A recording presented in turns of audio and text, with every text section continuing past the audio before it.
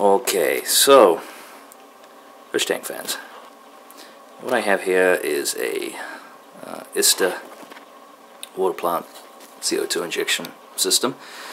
We'll unbox that and see what's inside and what's available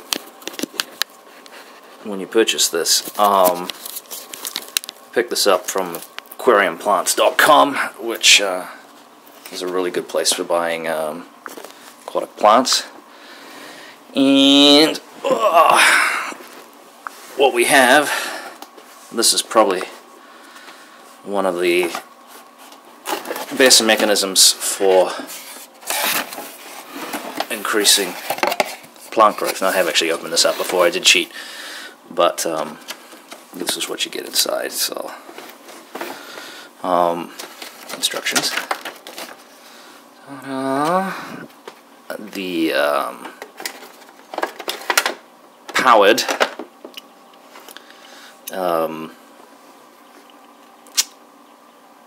valve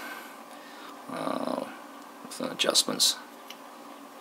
Pretty solid unit. I think this cost me maybe 160 bucks or something. This is primarily what you're paying for. The other stuff is pretty cheap. So that should be, this is the solenoid as well, so which is nice. It means there's not going to be any leakage. There are lots of different systems on the market. This is a nice all-contained unit. As you can see, it's pretty well made. This is really heavy, this unit. There's a lot to this, so hopefully it does what it looks like it's going to do. So that's that. That was buried in the back of the box there, the cable, and we have the bubble counter. Now, I've had problems with these kinds of things leaking in the past, so I'm not 100% convinced I'm going to be using this particular piece of equipment. It's meant to hang on the back of the tank so you can kind of measure your bubble count, and obviously, in simple terms, the amount of CO2 that's going into the tank, and usually it's like about maybe a bubble every second or so, depending on the size of the tank and how much CO2 you want in there. So it's just one way of measuring just roughly how much CO2 is going in there. And like I said, I've had a little bit of leakage from these in the past. They're okay. There are other ways you can measure it. You can actually, what I have in the tank right now is a diffuser and a bubble counter, which is a easier way of measuring the bubble count, because you can actually see it in the tank when it's on the back of the tank, and my tank is close to the wall. It makes it kind of hard to see. You're kind of leaning over the top of the tank, and there's tubes and crap everywhere. So that's an option, but you know, not necessarily the best option. So there's the diffuser. It's like a ceramic disc there, which generally get clogged up with algae growth after a period of time. So to clean those now and again. I may not be using that. I'm not sure. The other diffuser that I have, which is one of those fancy medical ones. So we have the base unit here. Very nice. And rubber hosing. It's a little more flexible than your standard tubing that you can get, and again, it's designed not to get broken down by the CO2 itself, so which can react with some plastics and stuff apparently. So this is the base unit, which I have to work out how to use. Let's further reading the instructions here. Get out of there, you mongrel. Alright, so, and then we have an empty box. And here is our CO2 cylinder. It's kind of hard doing this with one hand. And it's pretty. Okay. So, liquid CO2. And again, this is the Ista product. There's about, what is there, a litre of CO2 in there. and hopefully I can get this refilled instead of using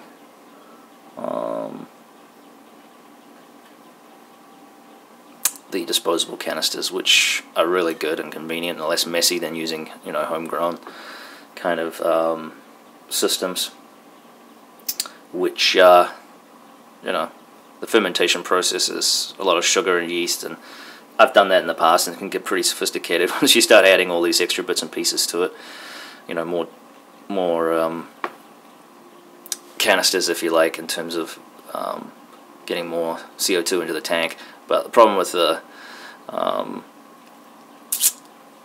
home brew type stuff, if you like, is that it's not as reliable, it's not as accurate, and the pressure generally wanes after a period of time, and then you have to remix the solution. So it's a little bit messier, and it works for people that are on a budget. It's actually kind of a fun thing to do, and it does help, you know, with plant growth.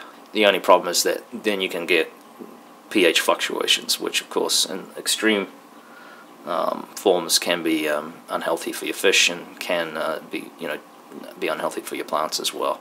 So wild pH swings is something that aquarium hobbyists and enthusiasts we try to avoid those. So because pH swings, it kills things. It doesn't do the animals any good, or the plant life. So and obviously CO2 levels will lower your pH values and stuff. So especially if you've got harder water. So it's another mechanism for just controlling that. And what it really does is absolutely encourages plant growth. For people that generally are struggling with plant growth, there's two schools of thought. One, of course, is the wattage of the light above, which for a lot of plants that come from tropical regions, they're used to a much higher sunlight and certainly higher sunlight hours. And the other one is the carbon. Plants need carbon to photosynthesize and to grow. So in conjunction with more light, usually that's the way to make things work. That's just one school of thought. I mean, it depends on the plants you've got too. If you have low light plants, they don't need the high wattage, obviously. So it's not a hard and fast rule. Again, every situation is going to be different, but in basic terms, CO2 and your light is what's going to make your plants survive and grow a lot better than the low light systems. And unfortunately, for many new hobbyists, what they tend to get is one of those low light systems from one of the major pet companies like Petco, PetSmart, those kinds of places. And while these will light up the tank, they won't necessarily encourage good plant growth. And so for anyone getting into this business for the first time, that's a lesson that you kind of find out after a period of time. So do your homework before you start buying systems like this and trying to grow plants, because your basic overhead lighting that comes in the store-bought systems generally aren't going to be powerful enough for good luxuriant plant growth. And you will see that very quickly when you look at videos online of aquarium enthusiasts who will generally tell you that somewhere between 2 and 4 watts per gallon of water is what's required to really encourage plant growth. It's not a hard and fast rule, but it's one that generally works for most people. So, and speaking of that, there goes my light now. It just turned on the automatically, and I've got way too much background light coming through, so it's not going to give you a very good picture. But what needs to happen here is, as you can see, there's the lights warming up here. This is a WavePoint light fixture, 4-foot tank, 55-gallon tank here. There is a CO2 injector on the top there, just a little one that I've kind of been compromised with until I could afford to buy a bigger system. And as you can see there's an incredible amount of plant growth, and I basically can't keep up on the plants. Once the CO2 starts kicking in and the light kicks in, some plants respond very, very quickly to that increased wattage. So if it's an issue for you, if it's something that you've been struggling with, and like, I can't get my plants to grow, I don't know why, and I see all these things online and great, fantastic looking tanks, this is, in simple terms, one of the easiest ways to encourage that, you know, high wattage and some CO2 injection. So what I'm going to do now is stop talking and put this thing together. And right now I still have a little bit of CO2 left over from the last cylinder that I bought a while back from the recyclable ones, and